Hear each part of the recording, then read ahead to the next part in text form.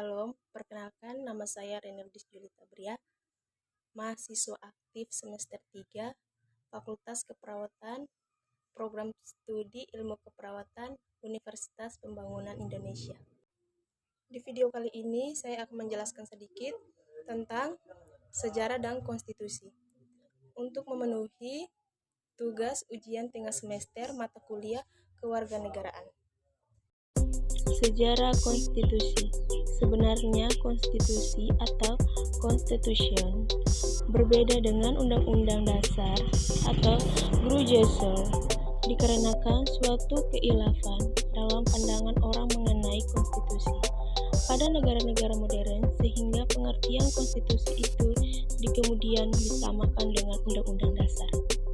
Begitu besar pengaruh paham kodifikasi sehingga setiap peraturan hukum karena penting itu harus ditulis, dan di konstitusi yang ditulis itu adalah undang-undang dasar.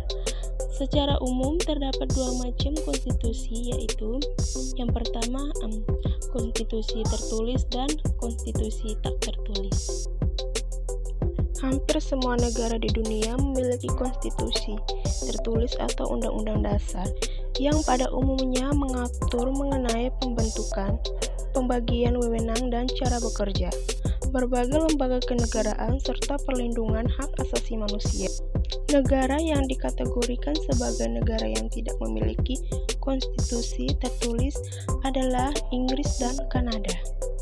Di kedua negara ini, aturan dasar terhadap semua lembaga-lembaga kenegaraan dan semua hak asasi manusia terdapat pada adat kebiasaan dan juga tersebar di berbagai dokumen, baik dokumen yang relatif baru maupun yang sudah sangat tua, seperti Magna Carta yang memuat jaminan hak-hak asasi manusia rakyat Inggris karena ketentuan mengenai kenegaraan itu tersebar dalam berbagai dokumen atau hanya hidup dalam adat kebiasaan masyarakat itulah, maka Inggris masuk dalam kategori negara yang memiliki konstitusi tidak tertulis.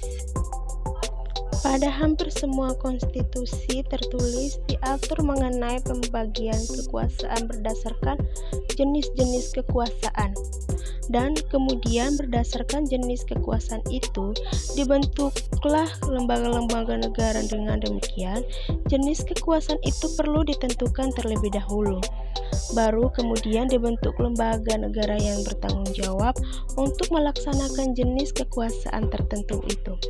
Beberapa sarjana mengemukakan pandangannya mengenai jenis tugas atau kewenangan itu. Salah satu yang paling ditemukan adalah pandangan Montesquieu bahwa kekuasaan negara itu terbagi dalam 3 jenis. Kekuasaan yang harus dipisahkan secara ketat. Ketiga jenis kekuasaan ini adalah: yang pertama, kekuasaan membuat peraturan perundangan atau legislatif; yang kedua, kekuasaan melaksanakan peraturan perundangan atau eksekutif; dan yang ketiga, kekuasaan kehakiman atau yudikatif. Pandangan lain mengenai jenis kekuasaan yang perlu dibagi atau dipisahkan di dalam konstitusi dikemukakan oleh Van Vollenhoven dalam buku karangannya Starters Overview. Ia membagi kekuasaan menjadi 4 macam, yaitu yang pertama, pemerintahan.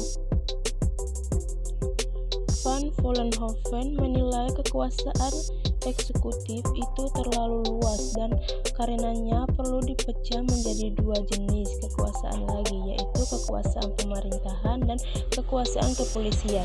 Menurutnya, kepolisian memegang jenis kekuasaan untuk mengawasi hal berlakunya hukum dan kalau perlu memaksa untuk melaksanakan hukum. Berdasarkan teori hukum ketatanegaraan yang dijelaskan di atas, maka dapat disimpulkan bahwa jenis kekuasaan negara yang diatur dalam suatu konstitusi itu umumnya terbagi atas 6, dan masing-masing kekuasaan itu diurus oleh suatu badan atau lembaga tersendiri, yaitu Yang pertama, kekuasaan membuat undang-undang atau legislatif. Yang kedua, kekuasaan melaksanakan undang-undang atau eksekutif. Yang ketiga, kekuasaan kehakiman atau yudikatif. Yang keempat, kekuasaan kepolisian. Yang kelima, kekuasaan kejaksaan. Dan yang keenam, kekuasaan memeriksa keuangan negara. Konstitusi suatu negara pada hakikatnya merupakan hukum dasar tertinggi yang memuat hal-hal mengenai penyelenggaraan negara. Karenanya, suatu konstitusi harus memiliki sifat yang lebih stabil daripada produk hukum lainnya. Pada kesempatan kali ini, saya ingin mengajak teman-teman untuk tetap bergabung bersama kami. Universitas Pembangunan Indonesia Manado memiliki 6 fakultas dengan program studi, yaitu Fakultas Pertanian, Prodi Agribisnis, Fakultas Hukum, Prodi Hukum, Fakultas Teknik, Prodi Teknik Elektro dan Teknik Sipil, Fakultas Ilmu Sosial Ilmu Politik, Prodi Ilmu Politik, Fakultas Sastra, Prodi Sastra Inggris, Fakultas Keperawatan, Prodi Ilmu Keperawatan, dan Profesi Nurse.